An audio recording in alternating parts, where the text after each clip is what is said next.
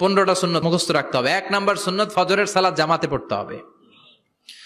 2 নামাজ মুনাফিকদের কাছে সবচেয়ে কঠিন, একটা হচ্ছে ফজরের নামাজ আর একটা এশার নামাজ। 2 নাম্বার সুন্নাহ হচ্ছে আসওয়াক, মেসওয়াক করা।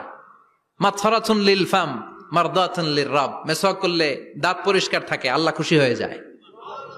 বিশ্বনবী বলেছেন যদি আমার উম্মতের জন্য কষ্ট না হতো প্রত্যেক নামাজের আগে মেসওয়াক করা আমি ফরজ করে দিতাম। সুবহানাল্লাহ। মেসওয়াক ছিল বিশ্বনবীর জীবনের শেষ আমল। এই মেসওয়াক করে বিশ্বনবী শেষ নিঃশ্বাস ত্যাগ করেছেন।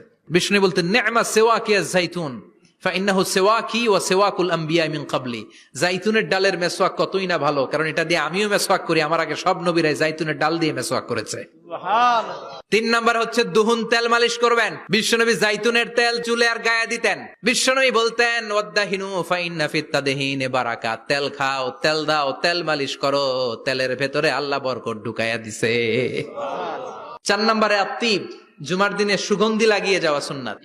বিশ্বনবী বলতেন এই দুনিয়ার 3টা জিনিস আমার কাছে সবচাইতে প্রিয়, হুব্বিবা ইলাইয়া মিন দুনিয়াকুম সালাস। 1 হচ্ছে আন-নিসা, নারীদেরকে আমি পছন্দ করি। 2 হচ্ছে আত্তিব, সুগন্ধি লাগাতে আমি পছন্দ করি।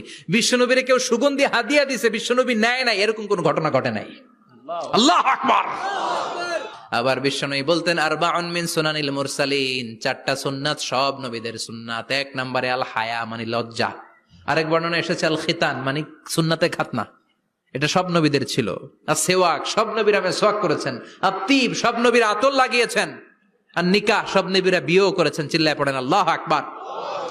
আল লিবাস আহসানা সিয়াব, সুন্দর জামা পরা। নট নেসেসারি যে নতুন জামা হতে হবে, পুরাতন জামাও ধুয়ে আয়রন করে পরলে একটা সৌন্দর্য আছে না নাই? ইন্নাল্লাহা জামিল ওয়া ইউহিব্বুল জামাল, আল্লাহ নিজে সুন্দর, সৌন্দর্যকে আল্লাহ পছন্দ করেন। এরপরে ইকসারুস সালাহ আলান নবী, বিশ্বনবীর উপর বেশি বেশি দুরূদ পড়া।